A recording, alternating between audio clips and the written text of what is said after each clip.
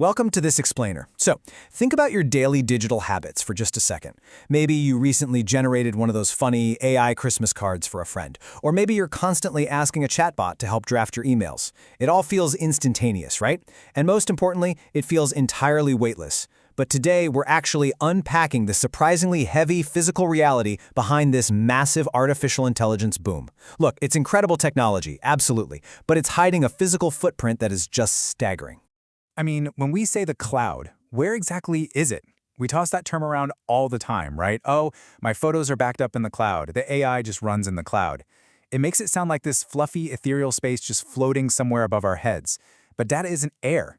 It's not some magic vapor. It has to physically live somewhere. And gently challenging that baseline assumption, the idea that our digital data exists in this magical, weightless space, well, that's exactly where we need to start if we actually want to understand the true cost of our technological future. According to some fantastic reporting from Business Insider that we're looking at today, we really need to completely shift our mental model. We've got this myth on one side, the invisible cloud. But then you have the physical reality on the other, a massive, frankly unprecedented land grab. Every time you save a file or prompt an AI, you're actually sending signals to acres and acres of sprawling, concrete data centers. These massive hubs are quite literally taking over landscapes in places like Virginia right now. It's not a cloud, you guys. It's vast physical warehouses of blinking, humming servers that require an immense amount of space and heavy infrastructure. And to really wrap your head around how resource-intensive this all is, take a look at this striking equation from the source material. If you use a tool like Midjourney to generate just one single artificial intelligence image, say that quirky AI Christmas card we talked about earlier, it requires the exact same amount of energy as charging your smartphone all the way from 0 to 100%. One single image. Now think about the millions of people all over the world playing with these generators, pumping out dozens of variations every single day just for fun. The energy consumption scales up at a rate that is truly dizzying. Let's dive into Section 1, the soaring energy hunger, powering the AI boom. To really grasp the macro level of this energy crunch, we have to recognize that these sprawling data centers don't just run on their own separate magical power grid. They draw from the exact same global power grids that heat our homes, run our local hospitals, and keep our cities lit. Look at this quote from Sam Altman, the head of OpenAI, the guys who created ChatGPT. He literally stated, "We're going to need our own mini-nuclear reactors to power our industry." Just let that sink in for a second. The leaders who are actually driving this technology are openly acknowledging that standard energy grids are simply not going to be enough. The resource drain is so intense right now that top executives are actively looking for dedicated nuclear power just to keep their data centers online. And big tech knows this is a problem. They are frantically trying to secure power. We're seeing Amazon, Microsoft, and others making some incredibly aggressive moves. They aren't just buying up standard energy anymore. They're signing these highly ambitious deals to purchase energy from experimental nuclear fusion facilities. They're trying to offset the intense, nonstop drain of their data centers by investing heavily in renewable energy and claiming they'll offset their annual usage with clean energy. But frankly, it's a massive race against time and exploding demand. For context, just look at this projection from Dominion Energy. They're a major power provider in areas heavily populated by these tech hubs. You see that first bar? That's their current energy demand. The second bar is where they expect demand to be in just 15 years. It literally doubles. And that doubling is largely because massive tech players like Amazon are soaking up totally unprecedented amounts of electricity to run their processing centers.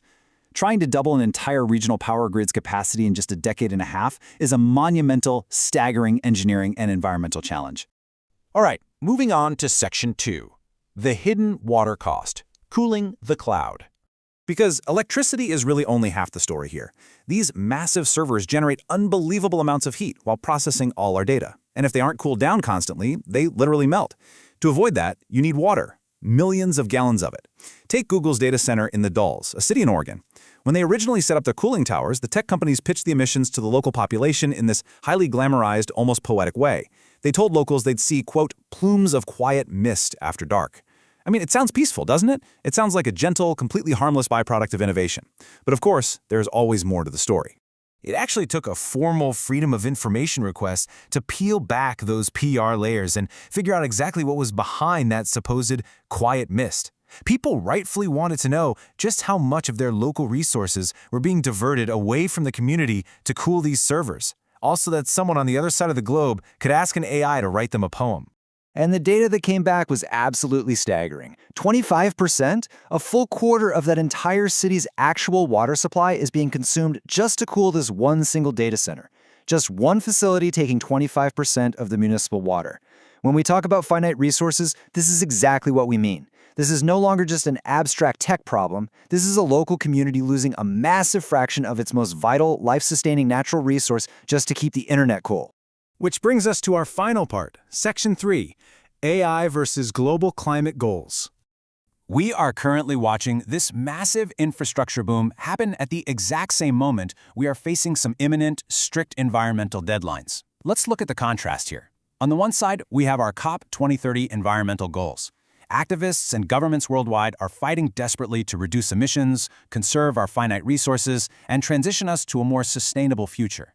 But then, right on the other side, we have the AI tech boom, which, as we've just seen, is actively doubling regional energy demands, requiring experimental nuclear power, and sapping vast quantities of local water supplies. It's incredibly difficult, if not impossible, to conserve finite resources when a brand new, revolutionary technology demands we consume more of them than ever before. So, I really want to leave you with this provocative final thought, derived directly from our source material today. Are we actually taking into account this huge, rapid rise of technology when setting our 2030 environmental goals? As we sprint headfirst toward an AI-powered future, we really have to stop and ask ourselves what the true physical cost of our digital convenience actually is. Because the cloud isn't invisible. It's right here on the ground, and it is very, very thirsty. Thank you so much for joining me for this explainer today. Keep questioning the world around you, and I'll see you next time.